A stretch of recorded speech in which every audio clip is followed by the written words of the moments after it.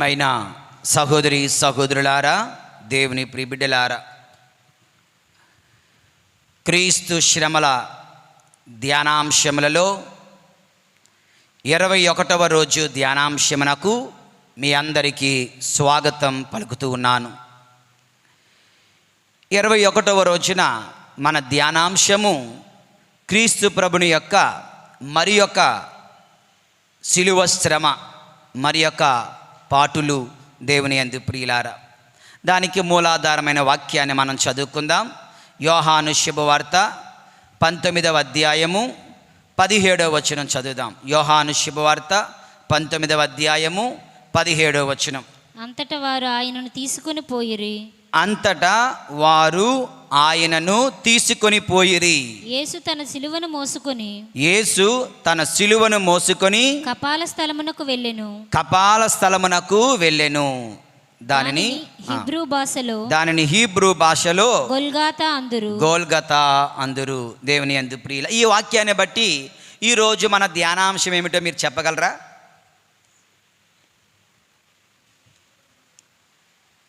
మళ్ళీ ఒకసారి చదవండి. యోహాను శుభవార్త 19వ అధ్యాయము 17వ వచనం. అంతటా వారు ఆయనను తీసుకొని పోయిరి. యేసు తన సిలువను మోసుకొని కపాల స్థలమునకు వెళ్ళెను. దానిని హీబ్రూ భాషలో గోల్గొతా అందురు. దేవుని యందు ఈ వాక్యాన్ని బట్టి ఈరోజు మనము ధ్యానిస్తున్న 21వ క్రీస్తు శ్రమ ఏమిటో మీరు చెప్పగలరా? Very good. క్రీస్తు సిలువను మోయుట, the carrying of the cross. యేసు ప్రభు సిలువను మోసుకొని ముందుకు వెళ్ళడాన్ని ఈ రోజున 21వ క్రీస్తు శ్రమగా మనం ధ్యానిస్తూ ఉన్నాం. దేవుని యందు ప్రియులారా, బైబిల్ చెబుతుంది, బైబిల్ ప్రకారం యేసు ప్రభు సిలువను మోసుకొని గోల్గొతా అనే కొండకు లేదా కల్వరి కొండకు నడిచారు అని. సిలువను మోయడము అంటే అది అవమానకరమైన శిక్ష. అది పబ్లిక్లో అందరూ చూస్తుండగా, బహిరంగంగా అందరూ చూస్తుండగా అవమానమునకు సూచిక అయిన సిలువను మోయడము అంటే, దేవుని యందు ప్రియమైన సహోదరి సహోదరులారా, అది శారీరక శ్రమ, మానసిక వేదన. It's both physical pain and mental agony of shame and insult. ఒక ప్రక్క భుజాల మీద భారమైన సిలువం రాను, రెండవ ప్రక్క సమాజములో అందరి మధ్య అవమానకరమైన శిక్ష.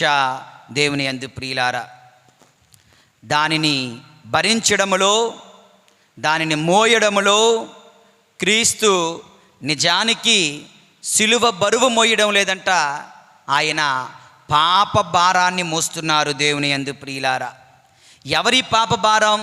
ఏ పాప భారం అంటే, ఆదాము పుట్టుక నుండి, ఆదాము సృష్టి నుండి మన కాలం వరకు గడిచిన కాలములో ఉన్న సమస్త పాప భారం ఆయన మోస్తున్నాడు. ప్రస్తుత కాలములో జరుగుతున్న సమస్త పాప భారం ఆయన మోస్తున్నాడు. భవిష్యత్తు కాలములో జరగనున్న సమస్త పాప భారం ఆయన ముందుగానే ఆయన తన యొక్క భుజాలపైన మోస్తున్నాడు.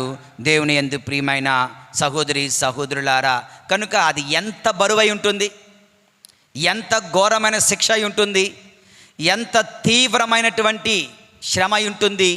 దేవుని యందు ప్రియులారా, శిలువ బరువు ఎగ్జాక్ట్గా తెలియకపోయినా అది మేలైన చెక్కతో తయారు చేయబడింది అని, సుమారు 150 కేజీల బరువుగా, 136, 140 దగ్గరగా 150 కేజీల బరువు ఉండవచ్చు అని బైబిల్ పండితులు, శాస్త్రవేత్తలు అంచనా వేస్తున్నారు. దేవుని యందు ప్రియులారా, పాపము లేని యేసు, నిర్దోషి అయిన యేసు మానవుల పాప భారాన్ని తన భుజాలపై మోస్తూ ఉన్నారు. మానవాళిని పాప విముక్తులను చేయడానికి ఆ సిలువ ప్రయాణం కొనసాగుతూ ఉంది, కొనసాగింది. దేవుని యందు ప్రియమైన సహోదరి సహోదరులారా, యేషువా వందనం, యేషువా స్తోత్రం, తండ్రి వందనం, తండ్రి వందనం, తండ్రి స్తోత్రం, తండ్రి స్తోత్రం, ఆత్మదేవా వందనం, ఆత్మదేవా వందనం, ఆత్మదేవా స్తోత్రం. ఆత్మదేవా స్తోత్రం. Praise the Lord, praise the Lord, praise the Lord, praise the Lord, praise the Lord, praise the Lord, praise the Lord, praise the Lord, praise the Lord. Praise the Lord. ఇప్పటి వరకు ఆ యొక్క సిలువ, యేసు ప్రభు సిలువ భారం మోసారు అని చెప్పాం. ఇప్పుడు సిలువ భారం మోయడం గురించి ప్రభు బోధ ఏం చెబుతుందో చూద్దాం. దేవుని యందు ప్రియులారా, ఈ ముఖ్యమైన వాక్యాలు అందరూ తప్పకుండా చదవాలి. మత్తయి శుభవార్త 16వ అధ్యాయం 24వ వచనం నుండి 27వ వచనం వరకు. నా తర్వాత చెప్పండి అందరూ. మత్తయి శుభవార్త 16వ అధ్యాయము 24వ వచనం నుండి 27వ వచనం వరకు అంతా చెప్పండి. నన్ను అనుసరింపకోరువాడు, నన్ను అనుసరింపకోరువాడు, కొంచెం గట్టిగా మన మనసులో ముద్రింపబడినట్లు, నన్ను అనుసరింపకోరువాడు తనను తాను పరిత్యజించుకొని తన సిలువను ఎత్తుకొని నన్ను అనుసరింపవలెను. ఓకే, నన్ను ఎవడైనా అనుసరించాలనుకుంటే, క్రైస్తవుడిగా ఉండాలనుకుంటే, క్రీస్తు అనుచరుడిగా ఉండాలనుకుంటే, అతని యొక్క essential condition, the first condition, the basic condition ఏంటో తెలుసా? It is not a bed of roses. క్రైస్తవ జీవితము పూల పాన్పు అనుకోవద్దు. క్రీస్తుని అనుసరించడం అంటే హాయిగా జీవితం వెళ్ళిపోతుంది అనుకొని ఎవరు కూడా క్రీస్తుని అనుసరించవద్దు. దేవుని యందు ప్రియులారా, క్రీస్తుని అనుసరించడము అంటే తన అనుదిన సిలువను ఎత్తుకొని నన్ను అనుసరింపవలెను. ఎన్నికల వాడి లేదా ఎన్నికల వేడిలో మనందరం ఉన్నాం కదా. మీకు రానున్న 30 రోజులు, 40 రోజుల పాటు ఎన్నికల వేడిలో మనందరం ఉండబోతున్నాం. చూడండి, ఏ నాయకుడైనా నాకు మీరు ఓటేస్తే సిలువ మొయ్యాలి అంటే ఎవడన్నా ఓటేస్తాడా? ఎవడన్నా ఓటేస్తాడా? నాకు మీరు ఓటేస్తే అది ఇస్తాను, ఇది ఇస్తాను, అలా చేస్తాను, ఇలా చేస్తాను, ఇలా ఎన్నెన్నో ప్రమాణాలు, వాగ్దానాలు చేస్తారు. దేవుని యందు ప్రియులారా, కానీ యేసు ప్రభు సూటిగా చెప్తూ ఉన్నారు, నీవు నన్ను అనుసరించాలనుకుంటే, నన్ను అనుసరింపకోరువాడు తనను తాను పరిత్యజించుకోవాలి.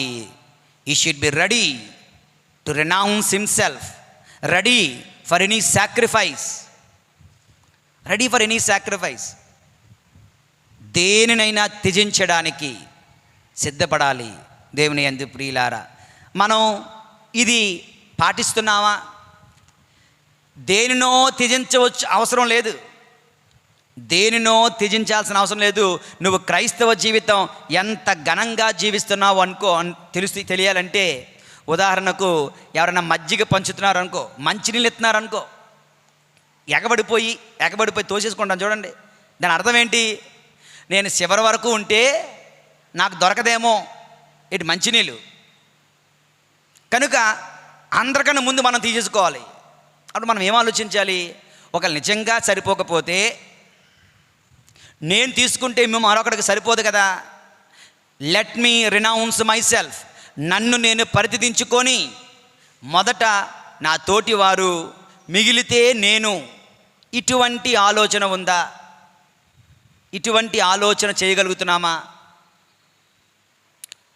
అప్పుడప్పుడు హైందవులు, కొంతమంది భక్తిపరులు మొక్కుకొని ఒక అరటిపండు గెల పెడతారు అనుకుందాం. దేవాలయాలు, ప్రతి దేవాలయం అరటిపండు గెల పెట్టి వెళ్ళిపోతారు. ఫాదర్ ఒక్కడే తినేస్తాడా? పోతాడు తింటే. కనుక ఏం చేస్తాడు? అందరం పంచుకుందామని అక్కడ పెట్టి పంచుతారు. అరటిపండు కూడా నువ్వు తొందరపడుతున్నావు, కంగారు పడుతున్నావు, టెన్షన్ అయిపోతున్నావు, ఆందోళన చెందిపోతున్నావు అంటే నిన్ను నువ్వు పరిత్యజించుకునే వ్యక్తివేనా? బస్సు ప్రయాణం, కిటికీ సీటు, మంచి బస్సు, ఫ్రంట్ సీటు, నిన్ను నీవు పరితదించుకునే వ్యక్తివేనా?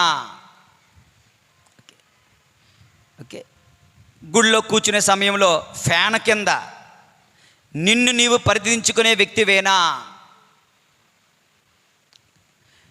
Wherever you go and whatever you do you seek only comfort or luxury అనుకోండి.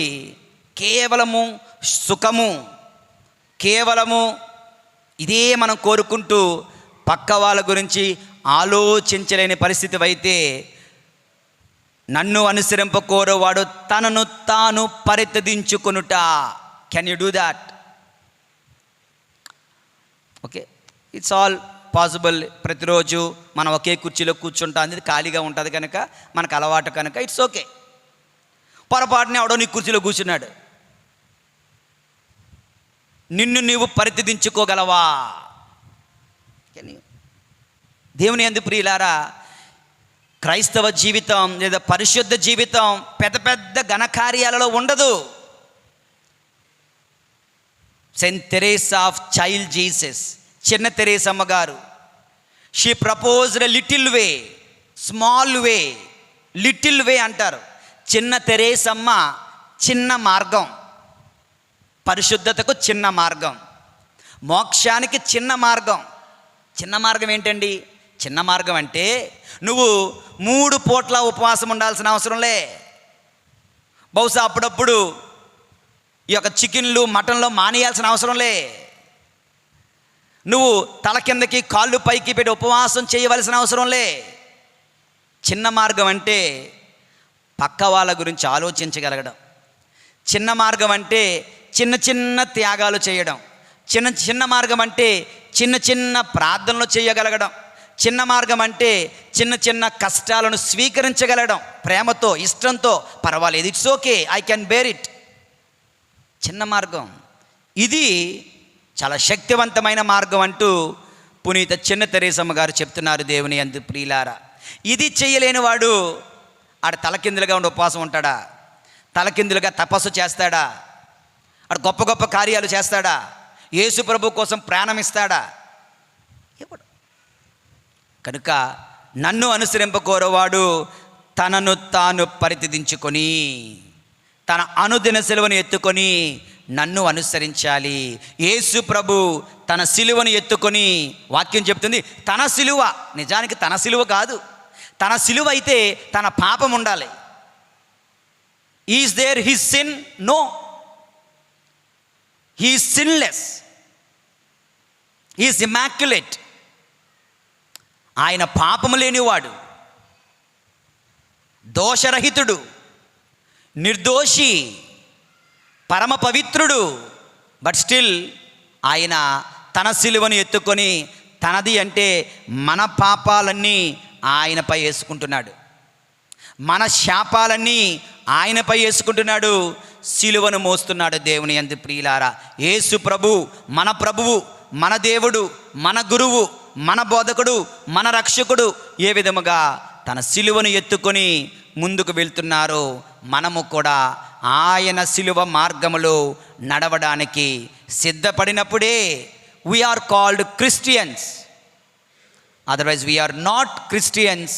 దేవుని యందు ప్రియులారా, 25వ వచనం చదవన్న తర్వాత, తన ప్రాణమును కాపాడుకొన చూచువాడు దానిని పోగొట్టుకొనును, నా నిమిత్తమై తన ప్రాణమును దారపోయేవాడు దానిని దక్కించుకొనును. మరొకసారి, తన ప్రాణమును కాపాడుకొన చూచువాడు. దేవుని యందు ప్రియులారా, ఎవరైతే తన సుఖం కోరుకుంటాడో, తన ప్రాణాలు హాయిగా ఉండాలనుకుంటారో వారంట దానిని పోగొట్టుకుంటారంట. ఎవరైతే నా నిమిత్తం తన ప్రాణాలు దారపోస దాన్ని దక్కించుకుంటారంట. ఈ పునీతులు చూడండి, వేద సాక్షులు చూడండి, సమస్త వేద సాక్షులు కూడా ప్రభువు కొరకు తన ప్రాణాలు దారపోశారు కనుక పరలోకంలో దాన్ని వాళ్ళు పొందుకున్నారు.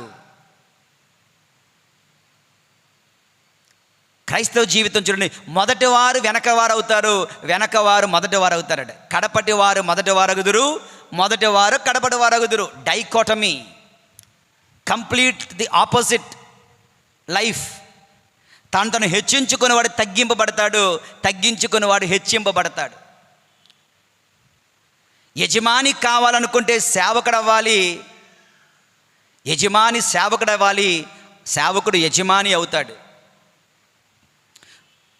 దేవుని యందు ప్రియమైనటువంటి సహోదరి, తన ప్రాణమును కాపాడుకోవాలనుకుంటే అటు దాన్ని కోల్పోతాడు. ఎవడైతే తన ప్రాణాలను సమర్పించుకొనడానికి, పోగొట్టుకొనడానికి, త్యాగం చేయడానికి సిద్ధపడతాడో వాడు మాత్రం తప్పనిసరిగా తన ప్రాణాన్ని కాపాడుకుంటాడు, సంపాదించుకుంటాడు పరలోకములో. ప్రభు ఒక మంచి ఉదాహరణ చెప్పారు. మీ అందరికీ మరి అది అర్థమవుతుందో లేదో నాకు తెలియదు. ఒక గోధుమ గింజ, ఒక విత్తనం అలా ఉంటే, విత్తనంలాగే ఉంటే దాని అర్థం ఏంటి? తన ప్రాణాన్ని కాపాడుకుంటుంది. అది అలాగే ఉంటుంది, ఎందుకు పనికిరాదు, తర్వాత అది ఎండిపోతుంది.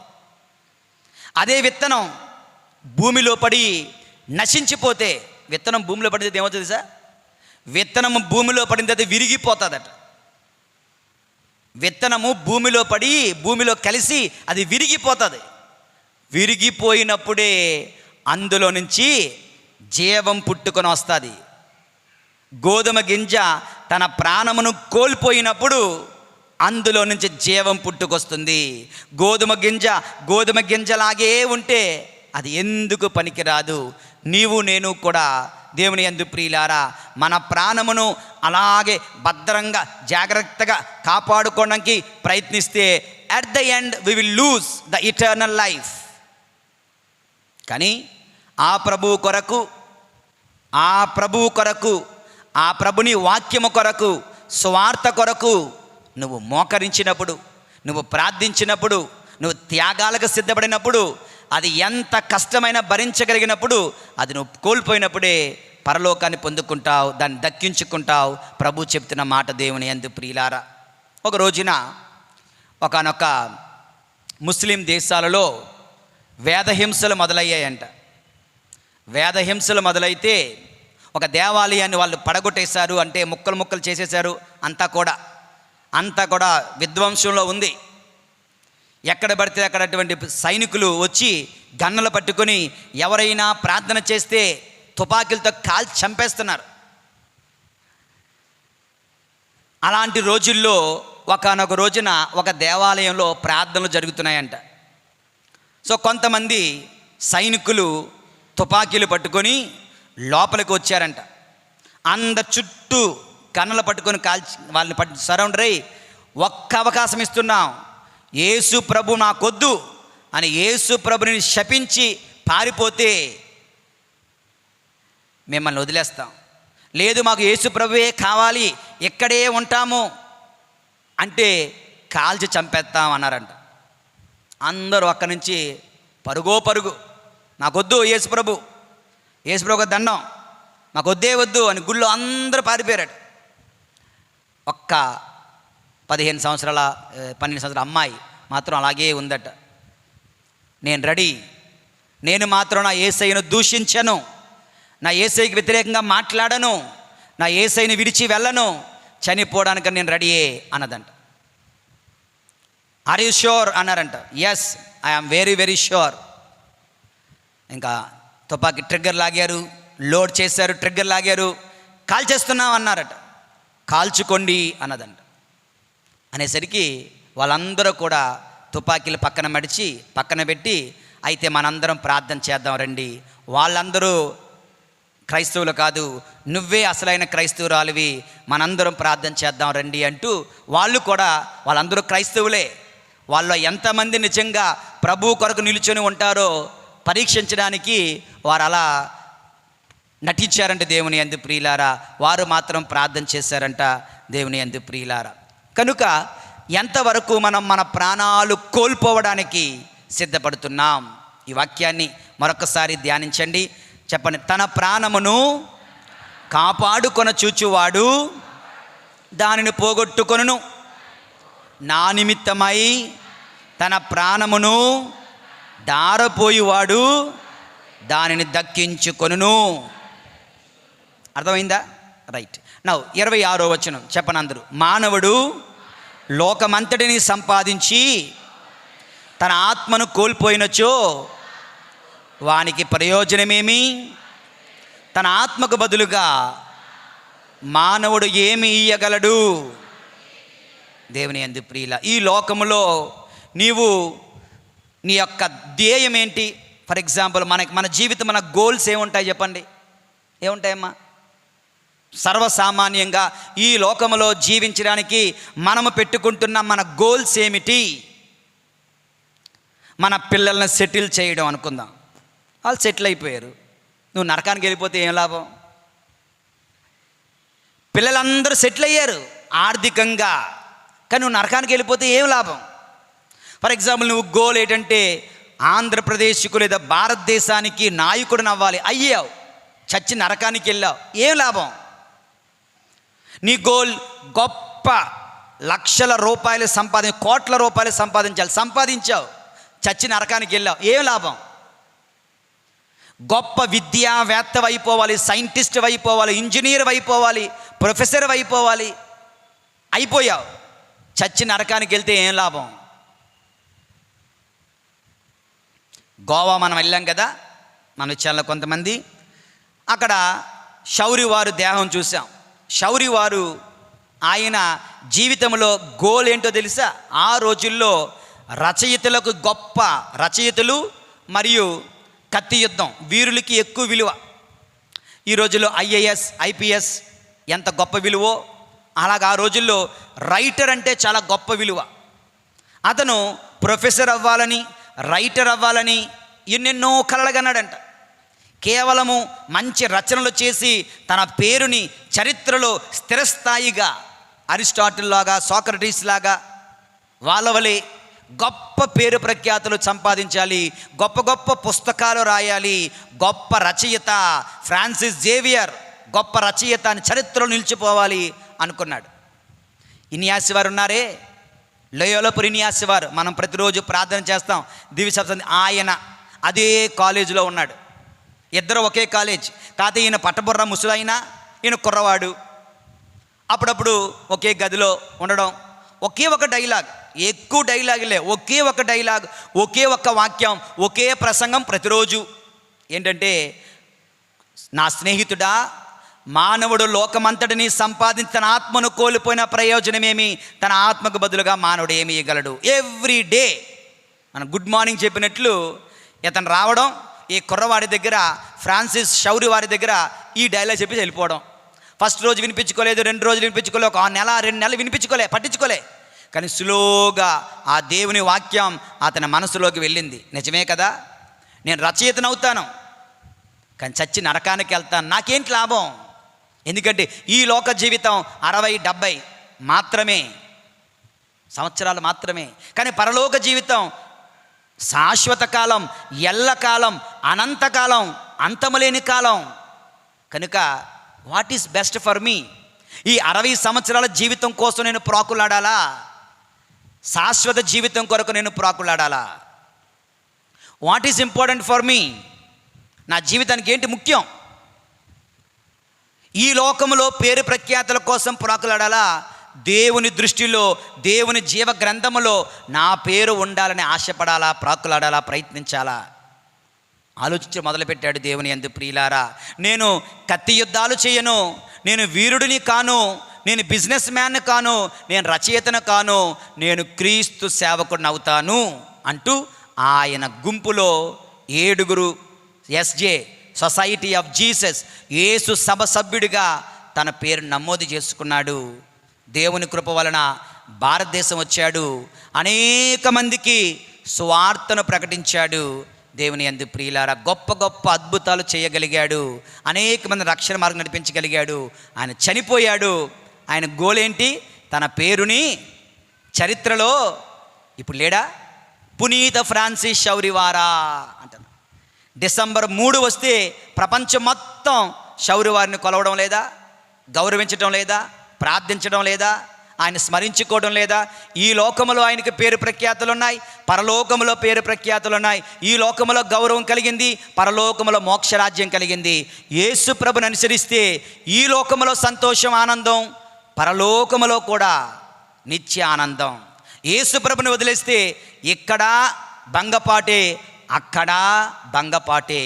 దేవుని యందు ప్రియులారా, మానవుడు లోకమనంతటిని సంపాదించి తన ఆత్మను కోల్పోయిన ప్రయోజనమేమి?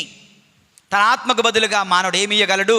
ఎవరెవరైతే మీ కుటుంబాలలో మీ భర్తలు, మీ పిల్లలు, మీరు దేవాలయానికి రారో, ప్రార్థన చెయ్యరో, విశ్వాసులుగా జీవించరో, భక్తి ప్రవర్తనతో జీవించరో, పాప సంకీర్తనం చెయ్యరో, దివ్య సత్ప్రసాదానికి విలువ ఇవ్వరో, వీళ్ళందరూ గుర్తుంచుకోవాలి, you are losing your soul. మీరు మీ ఆత్మను కోల్పోతున్నారు. మీ ఆత్మకు బదులుగా మీరు ఏమి ఇవ్వలేరు. మీరు ఏమి ఇచ్చినా మరలా మీ ఆత్మని పొందుకోలేరు. మీరు ఆత్మను పొందుకోవాలంటే కేవలము అది యేసయ్యతో మాత్రమే సాధ్యం. కనుక దేవుని యందు ప్రియులారా, ఆ యేసయ్యను విడిచిపెట్టొద్దు అని మీ బిడ్డలకు, మీ కుటుంబ సభ్యులకు తెలియచేయండి. దేవుని యందు ప్రియులారా, యేషువా వందనం. Praise the Lord, praise the Lord, praise the Lord. Praise the Lord. ఇది ఈ మత్తయి శుభవార్త 16:24 నుంచి 26 వరకు, ఇంకా 27 కూడా, మనుష్య కుమారుడు దూతల సమేతముగా తన తండ్రి మహిమతో వచ్చి ప్రతి ఒక్కరికి వాని క్రియలను బట్టి ప్రతిఫలము ఇచ్చును అని చెప్పి ప్రభు వాగ్దానం చేస్తున్నారు. కనుక మనకు బోధించిన ప్రభు, మనలను సిలువ మొయ్యండి అని చెప్పిన ప్రభు, ఆయన హాయిగా కూర్చుంటున్నాడా? కుర్చీ మీద, సోఫాలో కూర్చుంటున్నాడా? పడుకుంటున్నాడా? మనలను సిలువ మోయమన్న ప్రభు మనకంటే ముందు సిలువ మోస్తున్నారు. ఆయన శిష్యులుగా ఆయన బోధనను ఆలకిస్తూ మనందరము కూడా ఆయన బాటలో, ఆయన మార్గములో, సిలువ మార్గములో నడిచి వెళ్ళాలి. అదే రక్షణకు చేర్చు మార్గం, అదే మోక్ష మార్గం, అదే ఇరుకైన మార్గం, అదే సిలువ మార్గం. దేవుని యందు ప్రియులారా, లూకా శుభవార్త 14వ అధ్యాయం 27వ వచనం. లూకా శుభవార్త 14వ అధ్యాయము 27వ వచనం. తన సిలువను ఎత్తుకొని నన్ను వెంబడింపని వాడు నాకు యోగ్యుడు కాదు. చెప్పండి, తన సిలువను ఎత్తుకొని నన్ను వెంబడింపని వాడు నాకు యోగ్యుడు కాడు. ప్రభు క్లియర్గా చెప్పారు, you are not for me man, get out. You are not for me, you are not my disciple. No my Lord, I am a Christian. No, you are not Christian. ప్రభు చెప్తున్నాడు, తన సిలువను ఎత్తుకొని నన్ను వెంబడింపని వాడు నాకు యోగ్యుడు కాదు అని ప్రభు ఖచ్చితంగా చెప్తున్నారు. అయితే మీ అందరి డౌట్ ఏముంటుందంటే, ప్రభు ఫాదర్ గారండి, మరి నా సిలువ ఏమిటి? నేను మొయ్యాల్సిన సిలువ ఏమిటి? నాకు తెలియదేమో, నాకు తెలియదు, నాకు చెబుతారా? దేవుని యందు ప్రియులారా, మన సిలువ ఏమిటో ఒకసారి మీకు గుర్తు చేస్తున్నాను, చూడండి. క్రీస్తు వసకు సిలువ మనలో ఎవరికైనా రావచ్చు, ఎప్పుడైనా రావచ్చు, ఏ రూపంలోనైనా రావచ్చు. ఐ రిపీట్, క్రీస్తు సిలువ మార్గం లేదా క్రీస్తు సిలువ, క్రీస్తు వసగు సిలువ మనలో ఎవరికైనా రావచ్చు, అందరికీ రావచ్చు, అందరికీ వస్తుంది, ఎప్పుడైనా రావచ్చు, ఏ రూపంలోనైనా రావచ్చు. Okay, it can be A physical pain, శారీరక శ్రమ కావచ్చు గాక, అది క్రీస్తు మనకు వసగుతున్న సిలువ. మానసిక వేదన, మెంటల్ యాగనీ, మనస్సునందు బాధ, శరీరం అంతా బాగుంటుంది కానీ గుండె లోతుల్లో బాధ, ఇది కూడా క్రీస్తు మనకు వసగుతున్న సిలువే. దేవుని యందు ప్రియులారా, ఫిజికల్ పెయిన్, శారీరక శ్రమ, మెంటల్ యాగనీ, మానసిక వేదన, రెండు. ఓకే, ఏమున్నాయి నీకు? రెండు ఉన్నాయండి. ప్రైజ్ ద లార్డ్ చెప్పండి అందరూ, praise the Lord. Physical pain ఉన్న వాళ్ళు చెప్పండి, ప్రైజ్ ద లార్డ్. ఎక్కువ మందికి లేనట్టున్నాయే, సంతోషం. కానీ అందరికీ ఉంటుంది ఫిజికల్ పెయిన్. ఓకే, ఒళ్ళో నొప్పులు, బాధలు. దేవుని యందు ప్రియులారా, కొంతమందికి జ్వరము, ఒక జబ్బు, ఒక బీపీ, ఒక డయాబెటిక్ కండిషన్, ఒక క్యాన్సర్, ఒక అల్సర్, రకరకాల జబ్బులు. మనకు చదువుకుంటూ పోతే ఈ రోజంతా సరిపోదు, అన్ని జబ్బులు ఈ లోకంలో ఉన్నాయి. ఇంకా ఇవన్నీ కాకుండా కొన్ని జబ్బులకి కనిపెట్టలేకపోతున్నారు, కొన్ని జబ్బులకి పేర్లు పెట్టలేకపోతున్నారు. దీనికి ఏం పేరు పెట్టాలో తెలియట్లేదు. అలాంటి భయంకరమైన జబ్బులు ఈ లోకంలో మనవలను మనం అనుభవిస్తున్నాం. ఇవన్నీ కూడా దేవుని యందు ప్రియులారా క్రీస్తు మనకు వసగుతున్న సిలువ శ్రమగా స్వీకరించగలగాలి. ఐ డోంట్ వాంట్, నాకు వద్దు అనకండి.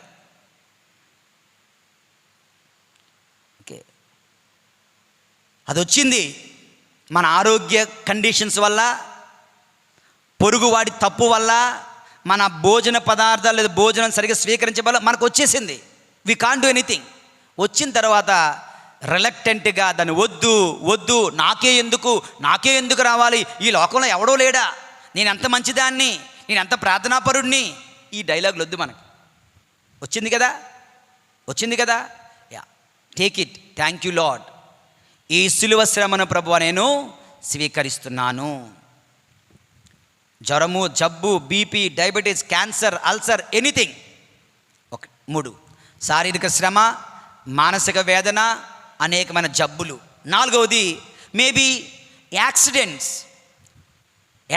రూపంలో ప్రమాదాలు. చక్కగా హాయిగా వెళ్ళిపోతున్న జీవితం tuck in a fraction of second, 1 second లోపే యాక్సిడెంట్ జరిగిపోద్ది. కళ్ళు తెరిచి కళ్ళు మూసే లోపే 1 సెకండ్లో 10% ముందే పెద్ద ప్రమాదం జరిగిపోతుంది. జీవితం అతలాకుతలం అయిపోతుంది, అగమ్య గోచరం అయిపోతుంది, ప్రశ్నార్థకం అయిపోతుంది, జీవితం అంతమైపోతుందేమో అనిపిస్తుంది. దేవుని యందు ప్రియమైన సహోదరి సహోదరులు, యాక్సిడెంట్ రూపంలో ఈ యొక్క శ్రమ సిలువ నువ్వు పొందుకోవచ్చు. ఎన్నో రోజులు, వారాలు, నెలలు, అవసరం సంవత్సరాలు హాస్పిటల్లోనే మంచం మీదే ఉండిపోతావు. ఇది కూడా క్రీస్తు వసగుతున్న శ్రమగా స్వీకరించండి. అక్సెప్ట్. దేనికైనా the treatment begins with acceptance. ఇది గుర్తుంచుకోండి. Treatment are healing starts with acceptance. ఒకడికి దెబ్బ తగిలింది, ఆడికి మందు కొట్టాలంటే, మందు వెయ్యాలంటే, ట్రీట్మెంట్ చేయాలంటే ముందు వాడు దాన్ని అక్సెప్ట్ చేసి ఓకే కట్టండి అనాలి. ఊ ఏడ్చాడు అనుకో, ఆడికి కందు కట్టగలమా? మందు పుయ్యగలమా? చూడండి, దెబ్బ తగిలిన పిల్లలు వాళ్ళు ఏడుస్తున్నంత వరకు దానికి ట్రీట్మెంట్ చేయలేం. ఎప్పుడైతే వాడు ఏడుపు ఆపి సహకరిస్తాడో, అంటే అంగీకరిస్తాడో, అక్సెప్ట్ చేస్తాడో, అప్పుడే ట్రీట్మెంట్ స్టార్ట్ అవుతుంది, హీలింగ్ స్టార్ట్ అవుతుంది. హీలింగ్ స్టార్ట్ అవ్వాలంటే అక్సెప్ట్ చేయగలగాలి. ప్రమాదవశాత్తు సిలువ నిన్ను దర్శించవచ్చు, దాన్ని స్వీకరించడానికి సిద్ధంగా ఉండాలి. కొంతమందికి ఫాల్స్ అక్యుజేషన్స్, నిందల రూపంలో, అవమానాల రూపంలో, నువ్వు ఆ తప్పు చేయలేదు కానీ చేశావు అంటారు. నిందల రూపంలో రావచ్చుగాక ఫాల్స్ అక్యూజేషన్. అది దేవుడు నీకు ఇస్తున్న సిలువ. అపార్థము చేసుకోబడడం, భర్త అపార్థం చేసుకుంటాడు, భార్య అపార్థం చేసుకుంటుంది. ఆ రూపంలో సిలువ నిన్ను దర్శించవచ్చు, దాన్ని స్వీకరించండి. దేవుని యందు శారీరక హింస ద్వారా ఎవరో నాకు ఒక వీడియో పెట్టారు. ఒక వ్యక్తిని పట్టుకొని ఇనుముతో, ఇనుముతో చేయబడినటువంటి ఒక పెద్ద కర్రతో చావబాదుడు. కుక్కను కూడా మనం అలా కొట్టం, గేదెని ఆవుని కూడా మనం అలా కొట్టం. ఆడి వేడుస్తున్నాడు, కొడతాం. వీళ్ళు కోపం తగ్గటం లేదు. ఎంత కర్కశ మనస్సో, కఠిన మనస్సో అది చూపిద్దాం అనుకున్నాను. వీళ్ళది మీకు వాట్సాప్ చేస్తాను. అంటే ఒక క్రైస్తవుడు సువార్త ప్రచారంకి వెళ్తే ఒక 2 వ్యక్తులు చితక్కొట్టి కర్రలతో కాదండోయ్, ఇనుము రాడ్డులతో అని కొడుతున్నారు. మనిషిని కొట్టినట్టు కొట్టడం లేదు. పాత రోజుల్లో చూడండి, గోధుమ గింజలను కొనస్తారు కదండి, నూర్పిడి చేస్తారు చూడండి, బల్ల మీద పెట్టి కొట్టేవారు. అలాగనమాట. అయినా వాళ్ళకి జాలి, దయ, కనికరం. కొడుతుంటే చెయ్యి ఇరిగిపోతుంది, కాలు ఇరిగిపోతుంది, అయినా కొడతానే ఉన్నారు, ఆగడం లేదు. ఓకే, కొంతమందికి శారీరక హింస, డైరెక్ట్గా హింసిస్తారు ఇతరులు. ఆ విధంగా సిలువ శ్రమ అవ్వచ్చు. ఒకరికి డిఫమేషన్ అనగా పేరు ప్రఖ్యాతులను పాడు చేయడం ద్వారా సిలువ నిన్ను దర్శించవచ్చు. కొంతమందికి లాస్ ఆఫ్ ప్రాపర్టీ. ఈ మధ్యన ఎక్కడో ఒక వీడియో చూశాను, నిన్నే న్యూస్లో అనుకుంటా. ఏంటంటే ఒకళ్ళు టికెట్ బుక్ చేసుకున్నారంట, టికెట్ క్యాన్సిల్ చేసుకోవాలనుకుంటున్నారట. సరే టికెట్ క్యాన్సిల్ చేసుకుందామని టికెట్ క్యాన్సిల్ చేయడానికి ప్రయత్నించారు, అవ్వలేదు. వెంటనే ఫోన్ వచ్చింది, మేము ఐఆర్సిటీసీ నుంచి ఫోన్ చేస్తున్నాం, మీరు టికెట్ క్యాన్సిల్ చేసుకోవాలనుకున్నారు కదా. నిజమే కదా, అవును చేసుకున్నానండి.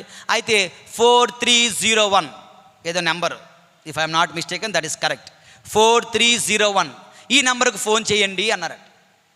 ఆ నెంబర్కి ఆవిడ ఫోన్ చేస్తే, ఒక వ్యక్తి ఫోన్ చేస్తే ఆ నెంబర్కి 3 తపాలుగా 75 లక్షలు అకౌంట్లోంచి కట్ అయిపోయాయంట. 75 లక్షలు అతని అకౌంట్లోంచి డబ్బులు కట్ అయిపోయాయంట. Cyber crime.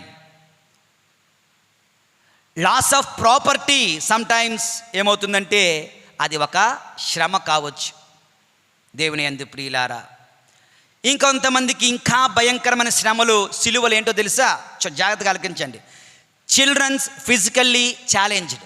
పుట్టుకు నుండే ఆ కొడుకో కూతురో కాలు చెయ్య అవిటితనం, కన్నో చెవో నోరో మాట్లాడలేకపోవడమో అవిటితనం ఉంటే కొంతమంది మన విచారణ అక్కడక్కడ చూస్తూ ఉన్నాం. చాలా బాధ అనిపిస్తుంది. వాళ్ళ తల్లిదండ్రులకు అది మామూలు సిలువ కాదు, మామూలు సిలువ కాదు, అది భయంకరమైన సిలువ. దాన్ని స్వీకరించాలి. ప్రభు ఇస్తున్న సిలువగా దాన్ని స్వీకరిస్తూ ప్రభు మార్గంలో నడవాలి. దేవుని యందు ప్రియులారా, కొంతమంది పిల్లలు మెంటల్లీ ఛాలెంజ్డ్ బై బర్త్. అందరి పిల్లలకు ఉన్నటువంటి మానసిక స్థితి ఈ పిల్లలకు ఉండదు. మనుషులైతే ఎదిగిపోతుంటారు, శరీరం ఎదిగిపోతూ ఉంటుంది, మైండ్ ఎదగడం లేదు, మాట్లాడలేకపోతున్నాడు, ఆలోచించలేకపోతున్నాడు, నిర్ణయం తీసుకోలేకపోతున్నాడు. వాడికి రేపు ఉదయం పెళ్లి చేయలేము, వాడికి ఉద్యోగం చేయలేము, వాడు చదువుకోలేడు, ఏమీ చేయలేడు. తల్లిదండ్రులు చనిపోతే ఈడేమైపోతాడు? ఇటువంటి వేదనల వలన కొంతమంది తల్లులు తండ్రులు వేదన పొందుతున్నారు. దేవుని యందు ప్రియులారా, వాళ్ళ సిలువ అంతా ఇంత కాదు.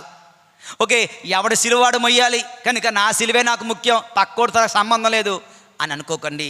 నీకు తెలిసిన నీ పక్కనే కూర్చుంటున్న ఒక తల్లి ఇటువంటి శ్రమతో బాధపడుతుందంటే వాళ్ళ కోసం ప్రార్థన చేయండి. ఒకరి బరువులు ఒకరు భరిస్తూ ముందుకు వెళ్ళాలి. దేవుని యందు ప్రియులారా, కొంతమందికి పేరెంట్స్ బ్యాడ్ క్యారెక్టర్ పిల్లలకు సిలువ. తండ్రి తాగి సొత్తా ఉంటాడు, తల్లి తిడతా ఉంటుంది. ఇది పిల్లలకు, ఇది మన ఇంట్లో లేకపోతే మనకు అర్థం కాదండోయ్. మన ఇంటిలో ఇది ఉంటే కరెక్ట్గా అర్థమవుతుంది. అవును బాబోయ్, నిజమే. వింటున్నారు అందరూ? ఓకే, కొంచెం ఈరోజు తప్పదు, ఇది ధ్యానించండి. దేవుని యందు ప్రియమైన సహోదరి సహోదరులారా, తల్లిదండ్రుల యొక్క దుష్ట ప్రవర్తన, బ్యాడ్ బిహేవియర్, బ్యాడ్ క్యారెక్టర్ పిల్లలకు సిలువ. దేవుని యందు ప్రియులారా, cruel behaviour of husband or a wife. భర్త యొక్క కర్కశ మనస్సు. భర్త భార్యను వేధిస్తూ ఉంటాడు, భార్యను అనుమానిస్తూ ఉంటాడు.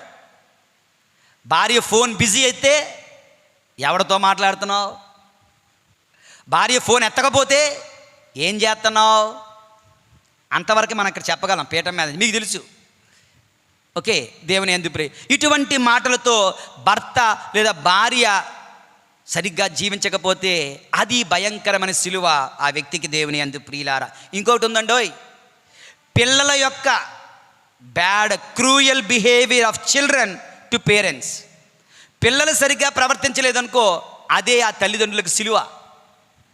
సరిగ్గా పెంచి పెద్ద చేయొచ్చుగా. చిన్నప్పుడు ముద్దించేస్తారు, చిన్నప్పుడు బాగా ముద్దించేస్తారు. ఎలా ఉంటుందంటే, చిన్నప్పుడు అన్నం కలిపి పెడతారు.